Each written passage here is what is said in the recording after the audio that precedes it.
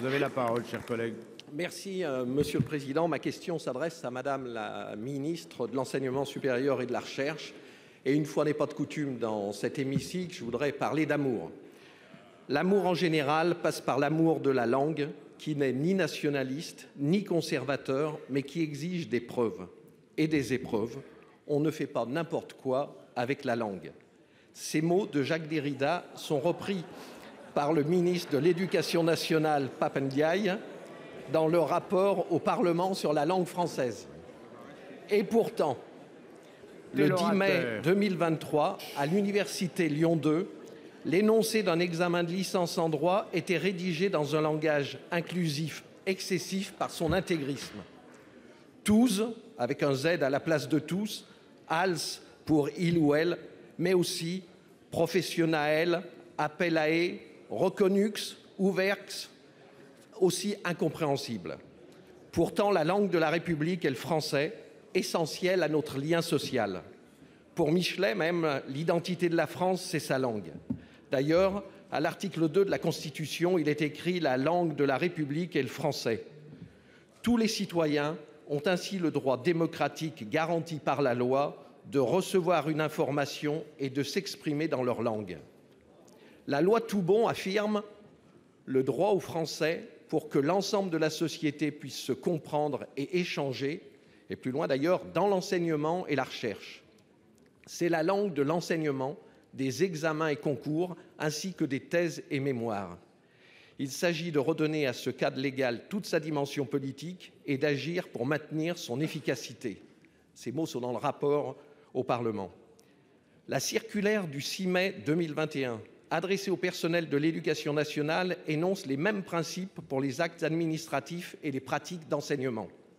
Madame la ministre, à l'université, dans le respect absolu de la liberté académique à laquelle nous veillons tous, que pouvez-vous faire pour que la liberté de penser, d'innover, de créer se fasse avec le vocabulaire du dictionnaire officiel de l'Académie française qui n'est pas figé?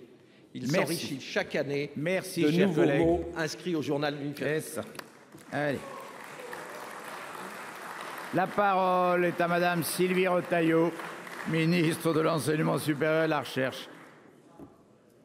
Merci, Monsieur le Président, Mesdames et Messieurs les sénateurs, Monsieur le sénateur Fialaire. Merci beaucoup d'abord pour votre question. Excusez-moi. D'abord, je voudrais me permettre de compléter juste pour rappeler deux éléments importants sur le cadre normatif, vous en avez rappelé, dans lequel nous nous plaçons effectivement. Le premier, c'est la circulaire de 2017 du Premier ministre de l'époque, Édouard Philippe, sur les règles de féminisation qui s'appliquent aux actes de nature juridique et aux textes administratifs. Et il le dit clairement dans un souci de clarté et d'intelligibilité immédiate de ces documents. Autant d'impératifs auxquels nous sommes également attachés. Donc en espèce, elle ne s'applique pas au sujet d'examen effectivement, car dans l'enseignement supérieur, vous l'avez dit, les enseignants-chercheurs sont entièrement libres quant au sujet de leurs cours, mais aussi de leur sujet d'examen et de leur formulation. L'université, pas plus que le ministère, effectivement, vous l'avez dit, sur la liberté académique, n'exerce directement de contrôle ni sur les sujets, ni sur le contenu pédagogique des enseignements, sauf en cas de propos diffamatoires, injurieux ou discriminatoires. Donc juste pour rappeler, dans le cas de Lyon, sur lequel vous m'interrogez, effectivement, l'épreuve en droit de la famille proposait un choix entre deux sujets qui permettaient l'un comme l'autre d'aborder une épreuve du droit de la famille, toutes deux traitées dans le cadre des enseignements dispensés.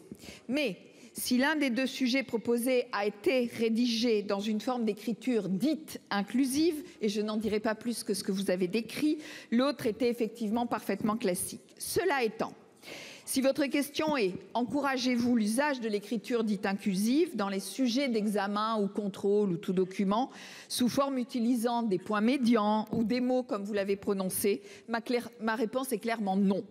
Et j'ai déjà eu l'occasion de le dire.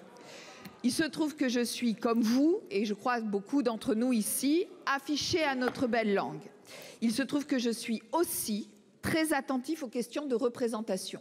C'est pourquoi notre langue est suffisamment riche pour s'exprimer sans véhiculer de stéréotypes de genre. Et c'est pourquoi nous développons des guides pour pouvoir aider et pouvoir ne pas tomber dans cette caricature par rapport aux examens. Je vous remercie.